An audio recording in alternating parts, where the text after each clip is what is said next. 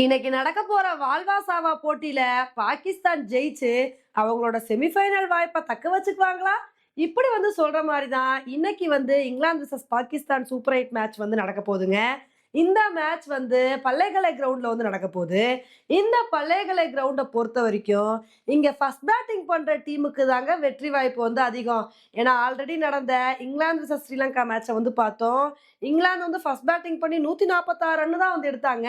ஆனா அந்த ஒரு ஸ்கோரை வச்சு ஈஸியா டிஃபெண்ட் பண்ணி ஸ்ரீலங்கா வீழ்த்திட்டாங்க. அதனால இந்த மேட்ச்ல வின் பண்ணணும் அப்படின்னா டாஸை வின் பண்ணிட்டு கண்ணை மூடி ஃபர்ஸ்ட் பேட்டிங் சூஸ் பண்றதுதான் நல்லது. இந்த கிரவுண்ட்ல ஆவரேஜ் ஃபர்ஸ்ட் இன்னிங் ஸ்கோர் 165 ரன்னா வந்திருந்திருக்கு. ஆவரேஜ் செகண்ட் இன்னிங் ஸ்கோர் 145 வந்திருந்திருக்கு. அதனால இந்த கிரவுண்ட்ல டாஸ் ஒரு முக்கியமான ஃபேக்டரா இருக்க போகுது. பாகிஸ்தான் இந்த மேட்சை வின் பண்ணணும் அப்படின்னா ஃபர்ஸ்ட் டாஸை வின் பண்ணணுங்க. பாவம் போன மேட்ச்ல கரெக்டா டாஸை வின் பண்ணி ஃபர்ஸ்ட் பேட்டிங்லாம் கொழும்புல சூஸ் பண்ணாங்க. ஆனா பாத்தீங்கன்னா மழை விழுந்து மேட்சை கெடுத்து பிடிச்சு. அதனால இந்த மேட்ச் நடக்கணும், எப்படியாவது வின் பண்ணணும் அப்படின்னு தான் பாகிஸ்தான் நினைப்பாங்க. இன்னைக்கு பாகிஸ்தானுக்கும் இங்கிலாந்துக்கும் நடக்கிற போட்டி எப்படி இருக்கும் அப்படின்னா, England aggression batting versus Pakistan spin அப்படிதாங்க இருக்கும். ஏன்னா இங்கிலாந்து டீம் எடுத்துக்கிட்டோம் அப்படின்னா இதுல பிலிப் சால்ட், ஹாரி ப்ரூக்குன்னு சொல்லிட்டு நல்ல அதிரடி ஆட்டக்காரர்கள் நிறைய வந்திருக்காங்க. இவங்களோட பெர்ஃபார்மன்ஸ் எல்லாமே வேற லெவல்ல இருக்கும். இன்னொரு பக்கம் பாகிஸ்தான் டீமை எடுத்துக்கிட்டோம் அப்படின்னா இதுல ஷதாப் கான், உஸ்மான் தரிக், சாயிம் ஆயிப் அப்படின்னு சொல்லிட்டு ஒரு பெரிய ஸ்பின் டிபார்ட்மெண்ட்டே வந்திருக்குங்க.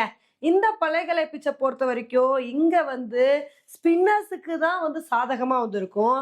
அதனால இன்னைக்கு பாகிஸ்தான் ஸ்பின்னர்ஸ் நல்ல ஒரு பவுலிங் பர்ஃபார்மன்ஸை கொடுத்து அவங்க கரெக்டா இந்த கிரவுண்டை யூஸ் பண்ணாங்க அப்படின்னா ஈஸியா பாகிஸ்தான் ஜெயிக்க வாய்ப்பு இருக்கு. இல்லைன்னா இன்னைக்கு மேட்ச்ல கொஞ்சம் கஷ்டம் தாங்க.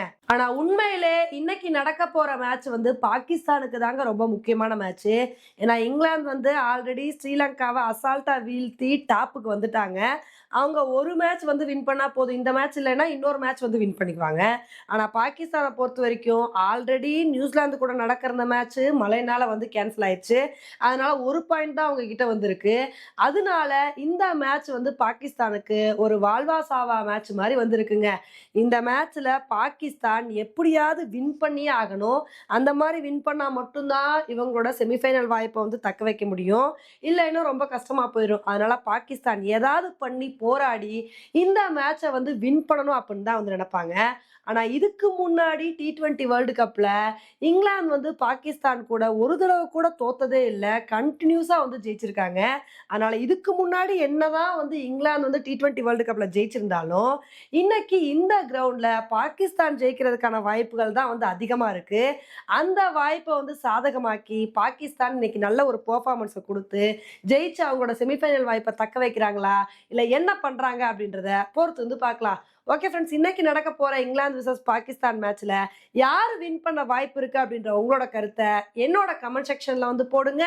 இதே மாதிரி இன்னொரு வீடியோல உங்களை மீட் பண்றேன். Bye friends.